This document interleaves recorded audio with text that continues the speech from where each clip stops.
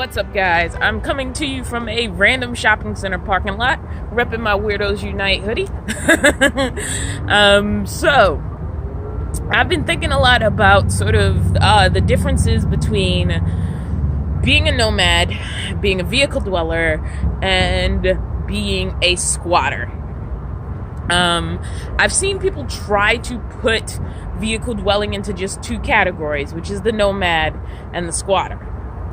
And the squatter carries a lot of like negative, 100% negative connotations, whereas the nomad is this beautiful Instagrammy picture. And I can tell you, the picture can go either way. But there's something like that's in the middle that I think gets ignored, and that is the urban vandweller, which is how I identify. So what I want to do with this video is actually talk about those differences. And I actually wrote notes today, which is great. Hopefully I won't refer to them too much, and hopefully I also won't go too far off script. Alright, so here we go. I'm gonna look back at my notes here, just because I had a lot of ideas, and so I wanted to put them down and make sure I actually covered like most of them. First of all, I titled this video Squatters versus Nomads versus Urban Vandwellers. And the first wrong thing for me to do is to put verses in it, because this isn't about a competition. You can fall into more than one category. People think you have to be, it's like you have to be black or white. Sometimes you're not. Sometimes you're mixed. Sometimes you're some other race. We need categories to kind of understand each other in a certain way, but we tend to get too locked into them. Like, if you are one thing, you can't be another thing.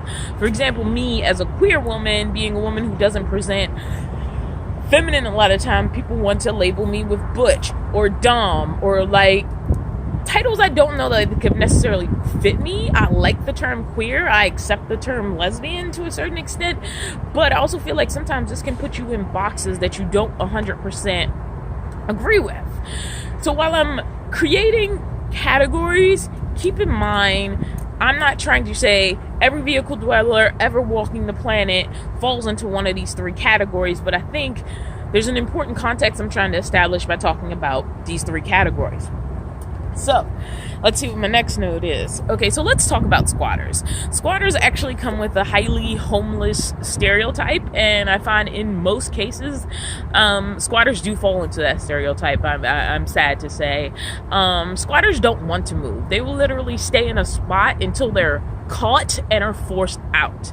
A lot of problems are caused by this behavior, in that people feel like their life has been interrupted by a squatter, and therefore they don't want that squatter there. And so as soon as they see another vehicle dweller, and it could be the nicest thing in the van in the world or a piece of crap, they're already assigning these stereotypes to them. Or if they hear somebody like lives in a vehicle, they're already assigning these stereotypes to them. There's squatters who don't care, and there's people who are desperate and don't know what to do. And they're used to coming to a place and having a dependable place to be. And so they become squatters because of that expectation that they're always going to go somewhere. These people are not nomads. They don't want to be nomadic, because if you're naturally nomadic, you're just not going to do that. And I think people who get into van life and don't become that person, it's like because they are already internally drawn to being a nomad in a way, and squatters don't. Squatters, desire staying in one place as long as they can get away with it.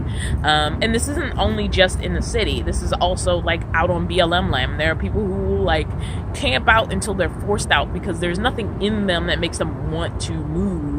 They will only move once they're forced out. So that's generally the squatters. The squatter category also tends to have more vehicles. Again, I don't want to black and white anything. There are things that can fall outside the spectrum, but more squatters tend to have vehicles that can't move because they don't have a priority to move. So even if they're extremely poor, if somebody is motivated to be a nomad, they're going to use whatever pennies they get to push towards getting their vehicle mobile again.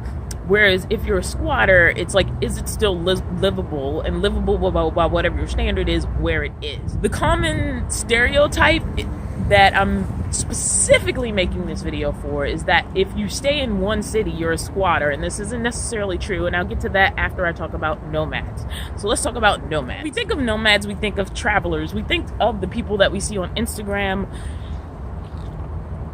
We think of some of the bigger van life influencers. Like, the dream of most people, even if they can't accomplish it and get out there and hate it, is that they're going to either, and I'm going to talk about all vehicle dwellers, they're going to get an RV, they're going to get a van, they're going to get a schoolie, they're going to get a whatever, and they're going to go travel, and they're not going to have obligations to a job that keeps them in one place. And this is the nomad fantasy. What a lot of people do when they really get out there, like even on BLM land, you're supposed to move like every 14 days. I don't see myself ever staying on BLM land 14 days. You have to move at some point. And so yes, you get these beautiful views, but if you have an RV, for example, you have to settle in this large vehicle, and then to leave, you have to unsettle it and hitch it up to a vehicle or drive something that's very, very large that has a whole house in the back. Those things look beautiful, like on the lot. Like if you go to an RV lot and you go in an RV, it's like, oh my God, I just walked into a house that's in a vehicle that I can drive, and in your head it sounds absolutely beautiful. I've driven a not big Class C, and to feel all that house like jiggling behind you is a very different feeling than driving a car. Now, as technology has improved, there are exceptions to this. Like, I've heard people say some of the newer like Bs that look a lot like converted vans can give you closer to a car driving experience, but you're still driving something very large that has a bathroom and a kitchen and a sink, and we want all that stuff when we get to our destination, but you also are driving all that stuff around. But the point is, the nomad fantasy, and let's keep it in van life, is you get a van, you build it out so it's almost like a beautiful apartment inside, and all you have to do is travel, and you don't have to come back home, whatever that is, until you want to, or you don't even have to commit to a home. I feel like Nate of Element Van Life is a good example of this. Like, he hit the road, and I don't think he doesn't seem, with the exception of going to see his parents at a certain time, he doesn't seem to call anywhere specifically like his home base or his home, unlike Chrome, Weirdos Unite, who definitely identifies Vancouver as home. Like, he's just traveling a lot more these days, but he identifies Vancouver as home. When it's time to go home, he goes to Vancouver. Whereas when you're watching Nate from Element Van Life, he's like a truly detached nomad. Like, his plates are in South Dakota, his registration's in South Dakota, but I don't think he ever goes there. So he really doesn't consider a place to be going home, perhaps except when he's visiting his parents. Like, he's completely detached from anything that's a home. So Nate is more of a pure, like, almost nomad in comparison to somebody like Chrome from Van City Van Life, who calls his home city Vancouver. So there's always a moment of going home and leaving, but he's drawn to going home, which is Vancouver. The fantasy nomad also doesn't have ideally either doesn't have a job or has a job that's mobile, which is funny because a squatter can also generally has no job, but it's a different type of thing. Our fantasy nomad with no job has like savings or like some access to money. That doesn't mean they have to do what we generally consider a job. I am not talking about digital nomads, because digital nomads have a job. They are doing some sort of job that only requires an internet connection and a computer, usually. And there's a third type of person that can fall into this pure nomad category, and that is your freelancer who maybe has work that commits them to an area but is contractual for short periods of time. Nate falls into this category a lot. When he first started going out, he did stuff like he I think he taught surfing. He did the beet harvest early on before he really converted into a full digital nomad. He had temporary jobs at places, and right now Curious Carly, another good example, like, she's working a camp hosting job, which will build her up a certain amount of funds, and then she'll go on the road and use those funds for a certain amount of time, and then when she needs like a job, she'll get another seasonal job. And while we're talking about pure nomads, just to show how like these categories don't have to fall in these hardcore zones we put them in. If we're talking a really pure nomad, then we need to talk about Timothy Ward. Timothy Ward does not have a vehicle. He does not have a house. He just does seasonal work. He's given housing while he's doing his seasonal work. And when he doesn't have seasonal work, he has enough money to get himself a hotel room or someplace to stay. And the good thing about the way Timothy Ward does his is he can fly places. Now the thing is, like, a van will get you a lot of places, but there are certain restrictions. Even like land that you could technically drive to, once you're crossing borders, there's things you have to worry about when you're driving into another country. Getting between the US and Canada, which I can legally do, I have the passport card, by the way. I'm just working right now. It gets a little tricky. Like, you to a certain extent, you can go to South America, and somebody else can verify this, but at a certain point, like, you just can't drive your van there, even though technically you're over ground. If you want to go to Alaska, you of course, in your van, you of course have to cross through Canada. But, you know, if it was a plane situation, you can just get on the plane because you're only going to the US and like fly right over. So Timothy Ward is a really good example of someone who very much in essence, like even a degree up from Nate, who I used as an example before, is 100% purely nomadic. Like he has no interest in owning a home. He went through a period where I think he was like kind of debating that, and I'm not caught up on him. So I'm just basing it on videos I've seen of his. He had a point where he was considering if he should have a home base, but like because he's making money and doesn't have a lot of bills, he can just bank that money, and when he needs to stay in a hotel, he does, and when he wants to travel, he does, and when he has seasonal work, they have he's usually had jobs where they were providing housing for him. He tried the RV thing for a bit and it didn't work out, but he's a good example of somebody who's like the definition of a nomad, somebody who doesn't want those ties, who likes to move around, who is drawn to eliminating having those ties. So that's your nomad. And I wanted to get those two extremes out of the way before I talk about the urban van dweller. The thing about most urban van lifers, and just like I was using, you know, nothing's 100% true in the other two definitions, most urban van lifers have local jobs that are not mobile, meaning they have Monday through Friday 9 to 5s. I don't, but again, I'm speaking in general terms. Or part-time jobs, which are 2, 3, maybe 4 days a week, that require them to go to a certain place and give them 8 hours a day. Two great examples of this is one guy I'm getting really fond of. Just Incredible TV is a great example of this. Static Campervan, good example. Last time we saw her, she had moved out of her van, but while she was living in her van, Black Opal was a good example.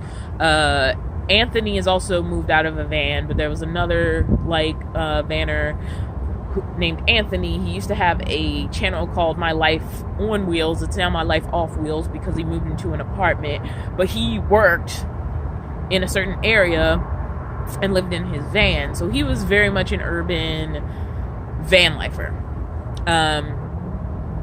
And I think both Just Incredible and Static Campervan, who are more current in still living the urban van life lifestyle, have talked about the fact that having a full-time job allows them to have the amount of income they need to live the life they want. And why not have an apartment? Why not rent an apartment and still have the van? Because then money is still going to the apartment. But I'll get into that later because I want to talk about what else makes somebody an urban van dweller. Well, first of all, work that keeps them in one area. Let's actually go back to Chrome for a second. So I love Chrome. Obviously, I invest in very few YouTubers, and I have this, and I have this sticker, and there's stuff I want on his page. But what I don't like sometimes is how he talks about how he quit his job and jumped into a van. Because it gives a skewed view of sort of the resources he had when he moved into a van. One, he was a freelancer. He was a contractual sort of freelancer. So he technically had two income streams going before he moved into the van. He may have had others, but we know for a fact he had two. One, he was working some sort of day job that he hated, and 2, he was DJing. In fact, he bought the van for his DJ business. He didn't buy it to move into it. And when he moved into the van, he let go of the day job, but he still had connections and streams of income from his freelance sources. I think one of the reasons he started his channel because he was getting into video editing, and I think at the time he actually was in a place where he was even getting money for video editing previous to moving into the van. What moving into the van and letting his day job go did was open him up to more opportunities, and then YouTube took off and he was able to like do just YouTube and nothing else. But him like going on about like quitting his day job and how much freedom he gave him ignores the fact that he still had a significant stream of income going in. And this goes into like the freelancer category where I sort of am living and trying to develop into a better stream of income. He had an agreement with a golf club, and you know, they paid him a significant amount of money, enough that he could live on it for long periods of time for short-term contractual work. So he came and did a gig, he got a chunk of money, he used that money to live until the next gig came, and he actually transitioned out of that slowly. So when he says he quit his job, I sometimes get a little frustrated that he doesn't speak with it with a little more clarity about the income streams he still had available to him when he quit his job and got into van life. Because he quit a job, he still had another job, he was still committed to the golf club for a significant amount of time after he moved into the van, but that wasn't a job that demanded him to be there every day. Okay, so urban van lifers can work full-time, part-time, or contractually, but the thing is their work is keeping them in a certain city or municipality or whatever it is. And that's the difference between them and full nomads that are either digital nomads or who are living off of assets or savings. Which usually they have quote unquote no job, meaning they're not doing any active work. There are people who are investors, so they may do some investing. They may have some sort of investment that is income populating without them actively needing to work. Like, those situations exist. Now, if they own property and they're renting property, that gets into kind of a weird category where they'd have income coming in without necessarily needing to like do like social media work or something like that, something digitally nomadic. But yeah, it gets into one of those weird gray areas, some of this stuff. But the point is their jobs allow them to be fully nomadic, whereas somebody who's contractual like me, like all of my connections are in one area, so I can't have a job right now. I hope to change that in the future. I'm not going to have a job in Berkeley today and then have a job in Texas tomorrow. Like, I wish that's like the goal, but I'm not there yet. And the only way I can really get there is by building some local connections and trying to get my resume out. The problem is most of the people in my career field tend to pick a place and work there for a while. Equity stage managers are a little bit different because like there are areas where there's just not a lot of LORT stage managers, equity stage managers. So there might be like a LORT theater in Wyoming. I don't know if there is one. I should look that up. But they may ship in a stage manager who, for example, calls New York home. Because having somebody equity is the union, is a more rare thing. So once you get up to the equity level, or you get on a touring company, like moving around is more common. But like most of the stage managers I know, even the equity ones, like they sort of work in their area, and every once in a while they may take a show far away, but it's certainly not their preference, which is the opposite of me, because yes, I'm an urban van dweller, but I'm also drawn to being more nomadic. Which gets into a thing about urban van dwellers. Some of them may be nomadic and some of them may not. They do tend to have well-maintained vehicles, just like full nomads who travel all the time. Like, these two categories are more likely to, because they have income of some sort, maintain their vehicles a little bit better, whereas squatters generally have less maintained vehicles. I mean, it's just the truth. I hate saying it. I hate throwing people under the bus, but it's just true. Squatters' vehicles tend to be a little less maintained than nomads and urban van dwellers, even though urban van dwellers get thrown in the category with squatters just because they're staying in one city. The difference between a urban van dweller and a squatter is a squatter will stay in one place until they're told to move. Urban van dwellers are more chill about it. Like, they have a couple of spaces, they're going to move on their own.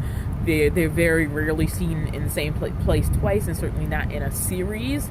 So they may be somewhere a night and then somewhere else another night and circle back to that place they were a week ago at some point. But they're not committed to a spot. It's not like this is my spot and I want to be here all the time and I want it to be here for me. They're just not committed to it, and they're very chill about it. Yes, they're tied to their city, but they're not tied to their spots. They understand, like, the nature of living in a city means they're probably going to move around a lot. They're basically a car that needs to be legally parked every night. And so they sort of pursue it that way. And because they have jobs, they don't necessarily need to be sitting in their van all day. So something like, especially you see this with Static Campervan. I hope I'm getting the name of his channel right. He's like, it isn't a big deal that he has a non-standing van. He has a full-time job. He's like out of it all the time. When he's not at work, he's really about like going out on trips. So he's out of his van. Like, he sleeps in his van and cooks in his van, and that's its purpose. He doesn't need to be standing up in it, walking around all day, because as soon as he gets up in the morning, he's probably going to go outside and stand up.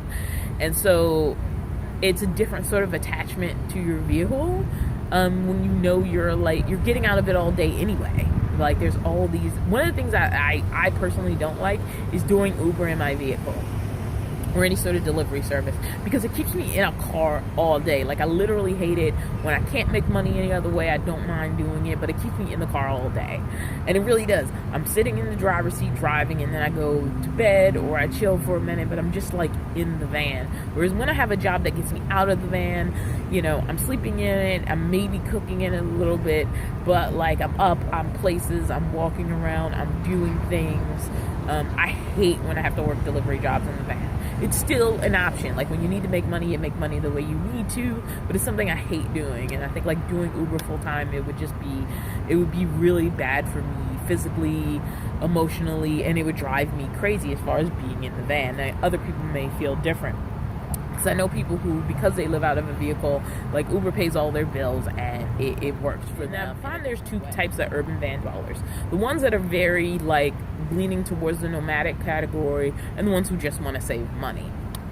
And I notice the ones who just want to save money, when they see, like, what they consider wasting money on another urban van dweller channel, and I could tell them right away, they're like, oh my god, I can't believe you spent that much on blah blah blah blah blah, you could have saved money if. And what they don't understand is that this other person's goal isn't to save money. Like, yes, they want a cheaper cost of living overall so that they can use that money for other things, but, like, their goals are not money saving, it's money redirection. And that's two different kinds of goals. Like, money savers, like, they want to see that amount go up in what they're storing every month. They want to get the best deal. They're all about conserving down to the last little drop of nickel, and there's nothing wrong with that. Those people are usually better at building nest eggs and having security and all of that. And that's not to say the other type can't, but when you get extremely on the other end, you're also, like, not... You know, you can fall into the category of not saving. You can end up spending as much as you would in an apartment with no real conscious sense of what you're doing. And it's a matter of, like, finding a good place in the middle. I think you don't want to be, you know, conserving so much you're not enjoying yourself. Yes, it's cheaper to make food yourself than to go out to eat. But every once in a while, you want to go out to eat. You want to hang out with your friends. I mean, like, I was so happy on my friend's birthday that I was able to treat her to a meal. And yes, we could have eaten way cheaper, but it would have been less fun, you know. And so at some point, you're finding the balance between those two things, I guess. But like I say, urban van dweller can be either. They can be seeking to be nomadic, moving towards being nomadic, or being nomadic on the weekends, or on their days off, or on their time off, or they could just be seeking a cheaper cost of living overall. And both of those are justifiable reasons to be an urban van dweller, and it can go either way. Urban van dwellers who aren't drawn to be nomadic might be perfectly happy, since they're just reducing their cost of living, to, like, live in somebody's driveway or something. Like, I wouldn't like that, I'm gonna be honest, I wouldn't like it. But they may be perfectly happy to, like, live in somebody's driveway or have some secure spot that they pay for.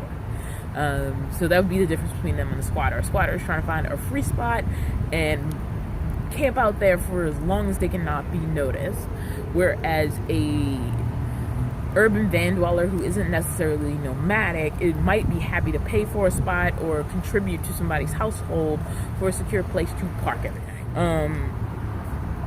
So I think there's a difference between like the Bob Wells type of nomad and the urban van life or urban vehicle dwelling type of nomad. The Bob Wells type of nomad is, you know, the kind of person who has like a map on the back of their like van or RV or whatever the hell they're living in, and their whole big thing is like, I've been to like 39 states, and they may have seen like one city in each of those states, and most states have more than one city, whereas an urban van dweller who like has a local commitment may be just as fulfilled seeing strange states or like campgrounds that are really near where they already live. Like, it's not about checking off as many states they've visited as humanly possible, because there's so much in one state. I mean, look at a state like Texas. It's huge. You could probably be in Texas for months and be seeing different things all the time. And I think, going back to my friend Chrome, who I've mentioned several times, he's not my friend, I wish he was, you see in his earlier videos, he's very much about that. He's very much about finding all these wonderful adventures close to where he lives. Like, he would go maybe travel an hour and go an hour in another direction, and like the next time he has free time, go an hour in another direction. He never went that far. He's going further and further, especially now that he has more independent income. But like early on, he wasn't going that far, and he was finding really lovely, beautiful places without going on these extensive trips. And Static Campervan, who has a full-time commitment to a job in the city, is constantly saying, yeah, I have this full-time job and I do it and whatever, and I live in this tiny camper van, but look where I get to go on my weekends. And the thing about it is, your van already has everything you own. There's no packing up to go on a trip and, you know, having to get there and then treating it like a vacation. And then the way urban van life traveling isn't a vacation is literally your house is with you. Like, if you want to go to the beach but you need to clean the house, you can take your house to the beach and clean your house at the beach. So the second you're finished cleaning, you're already at the beach. Whereas with a sticks and bricks house, like, that isn't possible. Like, if you assign a day to cleaning, you're probably going to get exhausted at home and then like watch Netflix on the couch because you don't really feel like packing up to go somewhere. But if you already live in a van, and I personally have already done a video about the appeal of park and go, you already live in it, then you just drive your house there. And if you need to do some chores, as soon as you've done those chores, you're in that beautiful place you want to be, even if you're committed to those Think about some urban van dwellers, a lot of urban van dwellers, is they understand that they need money. And a lot of jobs are in the city. They're not in the middle of BLM land, in the middle of nowhere. So if you're not a digital nomad, you don't have the skills to become a digital nomad, or you're just like not interested in dropping a job where you've already developed some type of history, where you're already getting a good pay, then the urban van dweller is interested not so much in breaking free from that as redirecting the money, instead of into rent, into experiences that matter more to them. And that's why they would keep their full-time job, which they know has a guaranteed amount of money, and then just travel on the weekends or travel on their days off, and everything is already packed and ready to go, and their whole house is there. So even if they have to do chores in their house, the house went with them, which I think a lot of people don't understand, like, what that difference is. So let's talk about some examples that I've already talked about. Number one, I've talked about Nate from Element Van Life, and how he started out. He started out doing basically seasonal work, and he like fully disconnected from any connection anywhere beyond, you know, getting his South Dakota residency so he could have a place that's sort of the home of his paperwork. And since then, he's evolved into more of a digital nomad, but he likes visiting cities. I don't really consider him an urban van lifer, despite the fact he's frequently in cities, because he has no commitment to a single city. He's still a traveler. He's still highly nomadic. I don't consider him an urban van lifer at all. I consider him a nomad who likes the flexibility to go in cities, which is why he prefers a smaller vehicle over a larger one. You're going to get a lot of ground if your car just looks like it belongs with sedans and minivans. If it looks like it belongs in that environment and in that life, you have so much flexibility, and he prioritizes that flexibility over space. So that's one guy. Chrome of Vanlife, we've already talked about him.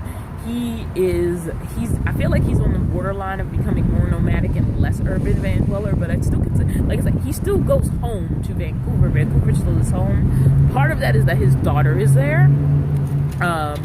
And he's becoming like a little more on the nomad side and less on the urban van lifer side, especially since he let go his job with the golf club. But for the full time he was working at the golf club, I considered him a urban van lifer. Like, he had a home base, and he had to have that home base because that's where his primary sources of income were coming from. Just incredible TV. I really am getting more and more drawn to his videos. I like his no BS approach to talking about why he's in van life. He did this great video on like the joke of being stealth. It's really not about being stealth. It's about if people care if you're there or not. And a lot of like urban van dwellers understand that moving around a lot, not look like you're moving into somebody's neighborhood, like that is going to serve you staying in this lifestyle longer than trying to squat and stay still for as long as you can and hope that you're not noticed. And that's the difference between somebody like Justin and people who are like stealth, don't notice me. But anyway, so I think like he's a really good example of an urban van lifer. Stayed at Campervan, also that channel.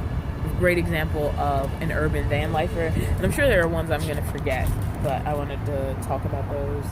I already talking about Anthony and Black Opal, who as far as I know are both still back into sticks and bricks housing, but during their time like on YouTube as van dwellers, like they were very, you know, pertinent examples of what urban van life is like.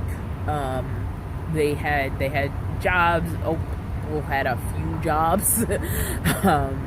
She was also in school, so it was general college stuff. Like, you have a job here and there to make money while you're in school, you know, to keep your life going, and really you're pursuing a career, so you only have that job for a while and then you leave it.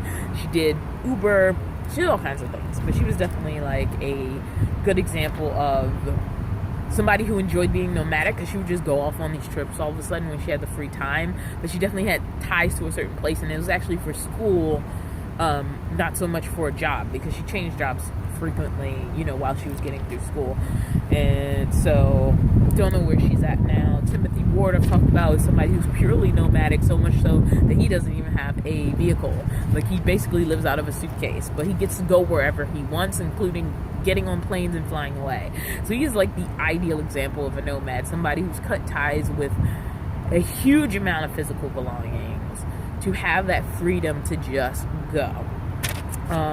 Novel Culture, who is, you know, they're a van life couple on YouTube, and they also have a school obligation. They go to school in San Francisco. They are super awesome. We hung out in San Francisco since RTR, and they are also committed to San Francisco. They've been on trips. They go out occasionally, but they mostly stay around San Francisco because that's where they're going to school. And so it's not so much for them about completely, I would call them about this much nomadic, this much urban van dweller, because it's not so much for them about getting out and going on like these crazy trips, places they've never been before. And they definitely made their decision, and if they want to get on here, correct me, based on finances. It was a financial decision, and it isn't, I don't really see them hugely drawn to going to strange areas. Like, yeah, they went on a trip or two here and there. They went to RTR, but I don't really see them as big, like, drawn to travel, like, you know, the way other people are. Like Nate clearly has no desire to be attached to anywhere, where somebody like Novel Culture,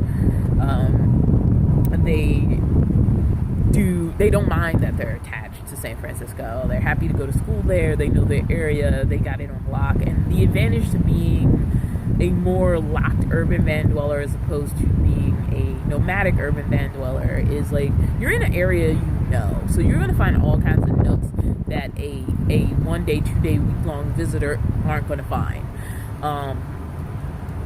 And I think being like truly nomadic in your soul is a need. Like you need the stimulation of new. Like I get excited. Like I don't know that I get excited, but it's kind of amusing to me. Like half the time, by the time I go to bed, because I change parking spots so much, I forget where the heck I parked, and then I open the door and I'm like, oh, there, that's where I slept last night. Because half the time I forget. Like I treat going to bed like parking my car. The only thing is, I don't need to be near anything. I don't need to be near a certain house. I don't need to be near an apartment complex. I don't need to be near anything. So literally, I can park anywhere that it's legal to park. And that's how I treat parking. And I've always done it like completely relaxed and unworried. And there are times where I like ended my day and I pulled out to the street from work. And I was like, why can't I stay here? And I look for a legal spot and I pull into it and then I go to sleep.